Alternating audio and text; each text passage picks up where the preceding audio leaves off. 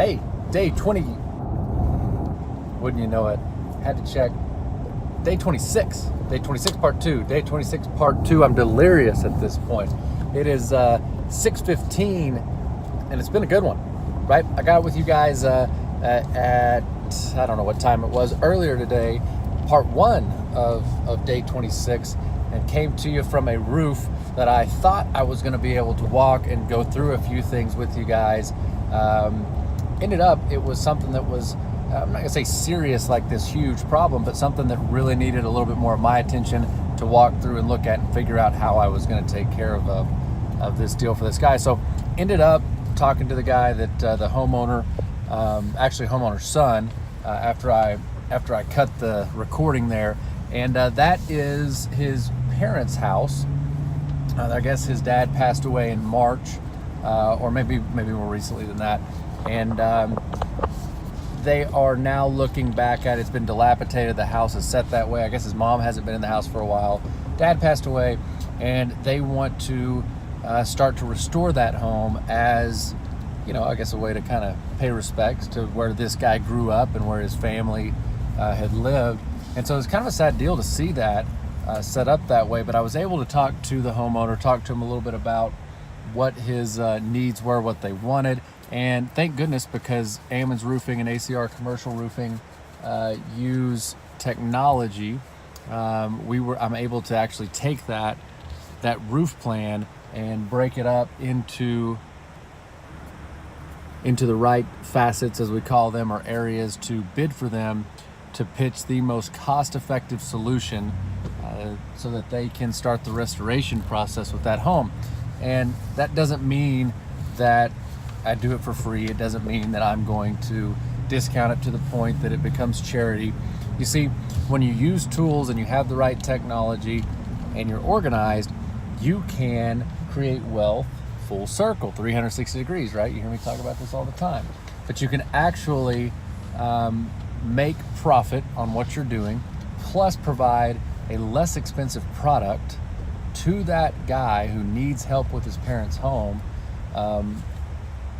all at the same time. Those two things aren't what's the word? It's not one or the other, right? It's not that I can't make money and do a job less expensive for this guy so that he can restore his dad's home, because this isn't insurance funds. I can do them both. And not having that scarcity mindset and knowing that you need to look for technology, you need to look for ways and use your brain to strategically think through that. If you don't have that scarcity mindset, I'll be able to find a way to do that job less expensive and still make money, because I have those things on my side. So I was able to talk to the guy, got a proposal put together. Actually, while I was riding down the road to Perryton, Texas a little bit earlier, be meeting with him and his mom either this weekend, probably next week, considering my whole household is sick, to talk with him over that. So that was good. Ran up to Perryton, and I am knocking out appointments left and right now as a result of some of the small sales funnels that I've put together to make sure that I, as an ACR and Ammons Roofing sales rep, am meeting with as many people as possible. I had one yesterday that I didn't even get to tell you guys about because I was so rushed, but I put together an offer via social media, inviting people to send me a message or use my scheduling link that allows people to directly drop time on my schedule to meet with me about their roofs, people who need inspections or people who maybe have hail damage they didn't have taken care of last year.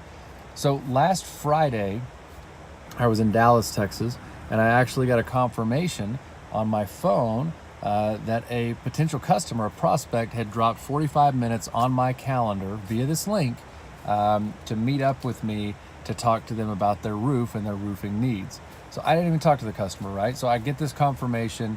It gives me her email address or all that kind of stuff that all automatically comes in. I sent her a text message.